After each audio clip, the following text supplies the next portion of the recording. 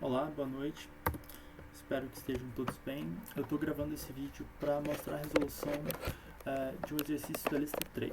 Esse exercício é a letra B, o número 2, que pede para que seja elaborado um algoritmo que faça a seguinte tarefa. Ele deve ler um valor inteiro inserido pelo usuário e mostrar os 10 números ímpares posteriores ao valor inserido. Uma abordagem que eu acho interessante para esses problemas de programação que a gente não consegue pensar em uma solução de imediato é fazer um caso particular. A gente consegue fazer de cabeça, se alguém nos der um número e pedir os 10 ímpares posteriores a esse número, a gente consegue fazer. Então, a ideia é fazer um exemplo e ver o que precisa ser feito a partir desse exemplo. Eu coloquei aqui a seguinte situação em que o usuário insere um número, por exemplo 5, e o programa então deve mostrar os seguintes números: 7, 9, 11, 13 e assim por diante, os 10 ímpares posteriores. Esse é o caso em que o usuário insere um número ímpar. Tem também a situação em que o usuário insere um número par. E eu vou explicar por que é diferente. No caso do número ímpar, como o programa deve mostrar os próximos 10 números ímpares, é necessário saber qual é o número ímpar seguinte. E nesse caso, é o número 7, que é 5 mais 2.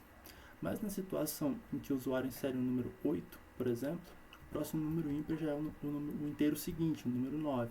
Então é o número que o usuário inseriu mais 1. Esse é um dos problemas que o nosso código tem que resolver, descobrir qual é o próximo número ímpar, que vai ser o primeiro dos 10 números que ele vai mostrar. O seguinte problema é saber quais são os próximos 10 números. Esse problema eu vou mostrar aqui no fluxograma como que ele foi resolvido. No fluxograma, depois do início, eu mostro uma mensagem pedindo para o usuário inserir um número inteiro.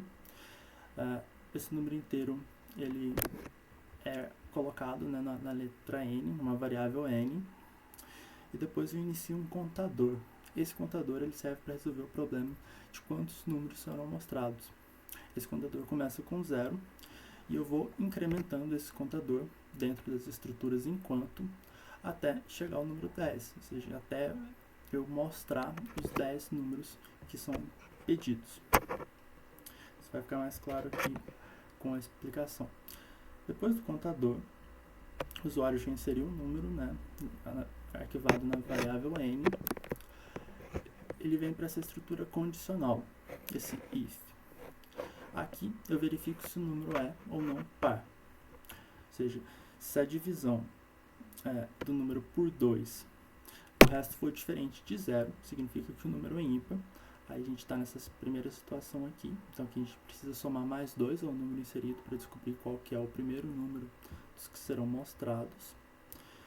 Então o código vem para cá. N vai receber n mais 2, ou seja, a variável n vai passar a ser o primeiro número que deve ser mostrado. Vou entrar aqui nessa estrutura enquanto. Aí, logo de início, eu vou mostrar o número, que é o número ímpar, o próximo número ímpar que deve ser mostrado.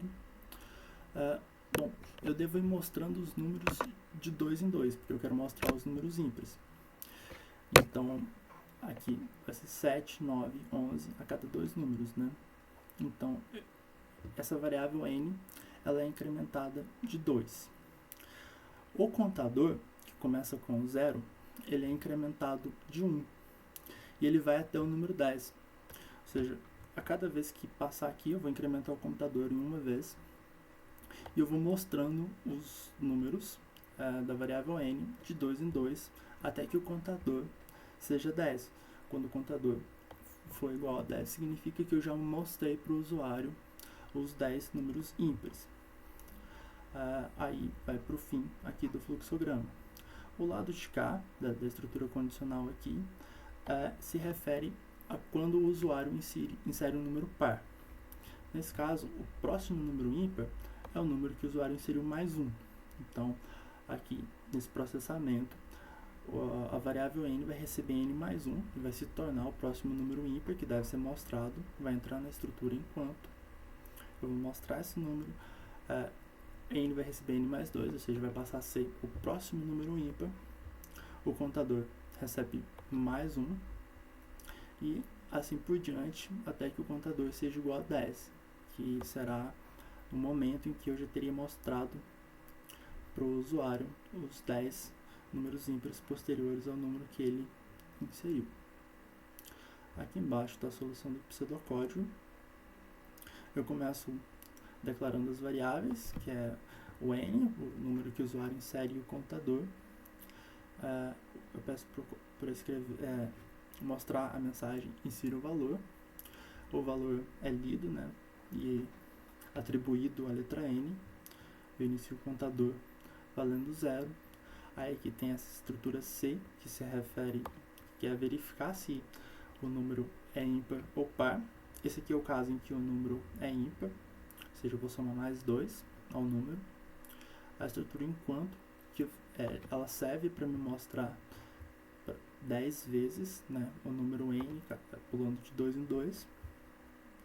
Esse senão aqui é para o caso em que, se ele não for par, se ele não for ímpar, né, se ele não estiver aqui dentro, obviamente ele será par e eu devo somar mais 1 para saber qual é o próximo número ímpar. E aqui mais uma vez uma estrutura enquanto para me mostrar 10 vezes a variável n, cada vez somando mais 2. Aqui no Google Colab eu coloquei a implementação em Python. Não é muito diferente lá do pseudocódigo, né?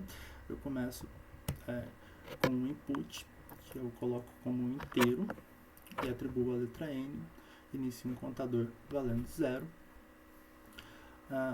Aqui eu só inverti essa primeira estrutura aqui, esse primeiro if, está testando se o número é par. Se o número for par, ele vai entrar aqui dentro, e no primeiro while, que ele já mostra o número mais 1, soma mais 2 e incrementa o contador. Ele vai repetir aqui até o contador valer 10. Se ele não for par, ele vai ser ímpar, então tem que somar mais 2. E vou para a estrutura while, printo o número mais 2, somo mais 2 para ir para o próximo número ímpar e assim por diante. Vamos executar aqui para ver uns exemplos.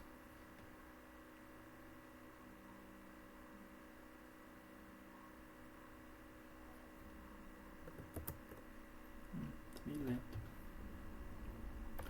Vamos lá, o exemplo que eu tinha mostrado, que era com o número 5.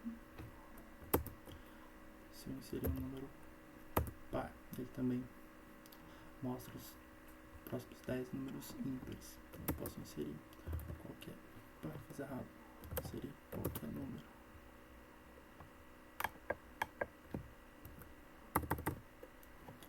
Bom, é isso. Essa é a resolução do exercício B, da questão 2, da terceira lista de programação.